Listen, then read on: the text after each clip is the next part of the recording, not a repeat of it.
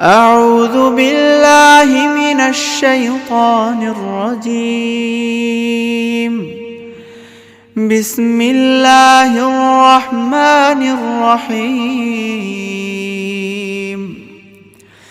يا أيها المزمل قم الليل إلا قليلا نصفه أو انقص منه قليلا أو زد عليه ورتل القرآن ترتيلا إنا سنلقي عليك قولا ثقيلا إن ناشئة الليل هي أشد وطئا وأقوم قيلا إن لك في النهار سبحا طويلا واذكر اسم ربك وتبتل إليه تبتيلا رب المشرق والمغرب لا إله إلا هو فاتخذه وكيلا واصبر على ما يقولون واهجرهم هجرا جميلا وذرني والمكذبين أولي النعمة ومهلهم قليلا إنا لدينا أنكالا وجحيما وطعاما ذا غصة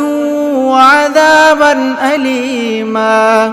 يوم ترجف الأرض والجبال وكانت الجبال كثيبا مهيلا إنا أرسلنا إليكم رسولا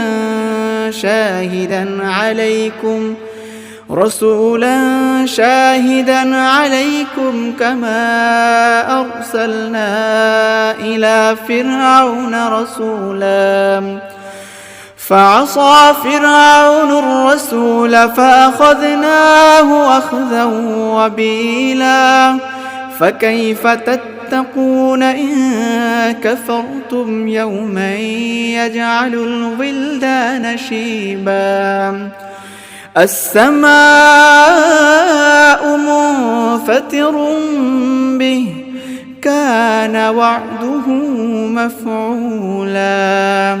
إن هذه تذكرة فمن شاء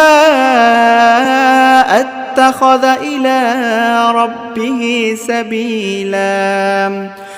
إن ربك يعلم أنك تقوم أدنى من ثلثي الليل ونصفه وثلثه وطائفة من الذين معك والله يقدر الليل والنهار علم أن لن تحصوا فتاب عليكم فاقرؤوا ما تيسر من القرآن علم أن سيكون منكم مرضى وآخرون يضربون في الأرض يبتغون من فضل الله وآخرون يقاتلون في سبيل الله فاقرؤوا ما تيسر منه وأقيموا الصلاة وآتوا الزكاة وأقرضوا الله قرضا حسنا وما تقدموا لأنفسكم من خير تجدوه عند الله هو خيرا وأعظم أجرا واستغفروا الله إن الله غفور رحيم.